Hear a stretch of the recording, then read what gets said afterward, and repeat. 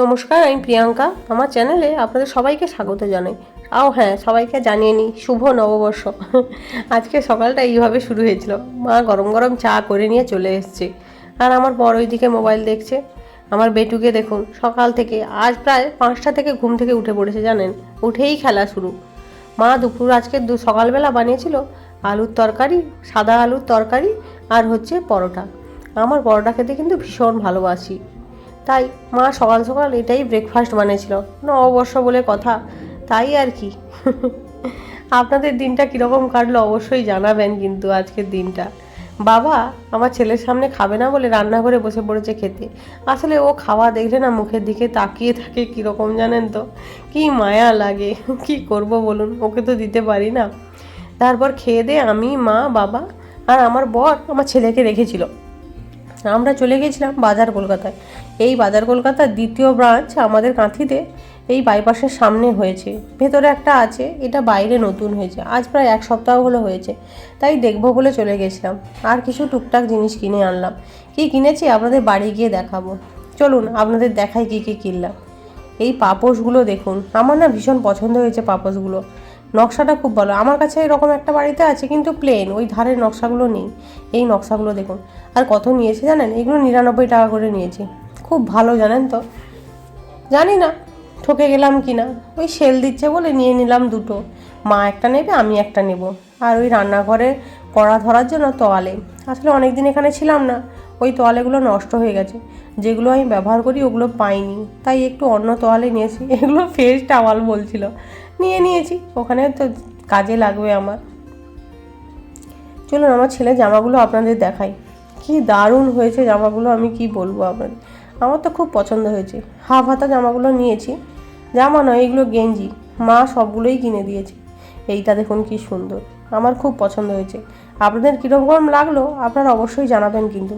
আর এই ভিডিওটা সেদিন বিরিয়ানি করছিল মা, বলতে বিরিয়ানি বানাচ্ছিল বলতে, এটা মানে কি পয়লা বৈশাখের নয়, তার 2 দিন আগের ভিডিও।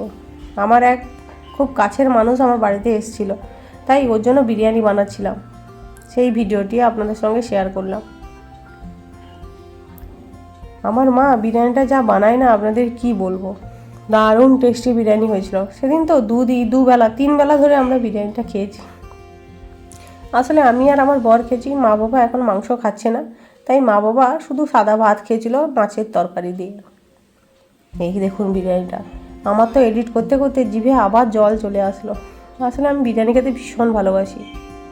উফ, যা টেস্টি হয়েছিল বিরিয়ানিটা, আপনাদের কি বলবো।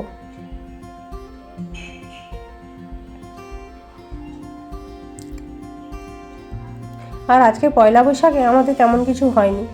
আজকের বিরিয়ানি ওই দিন খেয়েছি বলে পরপর 2 দিন খেয়েছি, তাই আজ আর মাকে বললাম আর মাংস খাবো না, এমনি সাদা ভাত মাছের তরকারি হয়েছিল।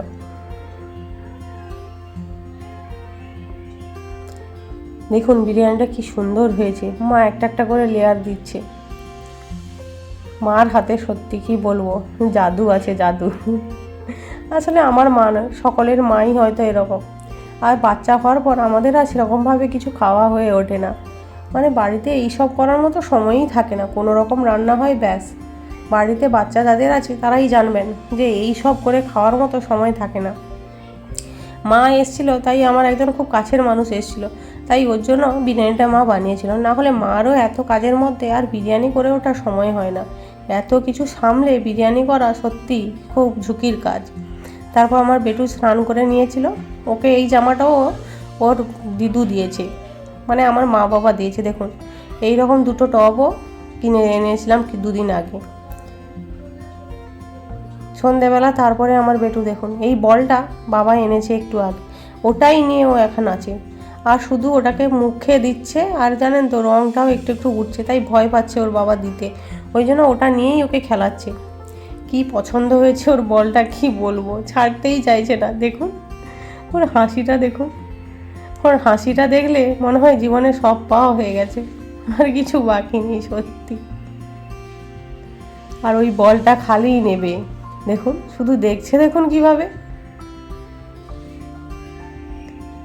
আর বাচ্চা মানুষ এইরকম কালারফুল জিনিস দেখলে ভালো তো লাগবে। আর এই দিকে সব বইগুলো ছিঁড়ে ফেলেছে আমার বেটু জানেন। পণ্ডিত মশাই সব বই ছেঁড়া হয়ে গেছে। ভিডিওটি কেমন লাগলো অবশ্যই আপনারা জানাবেন।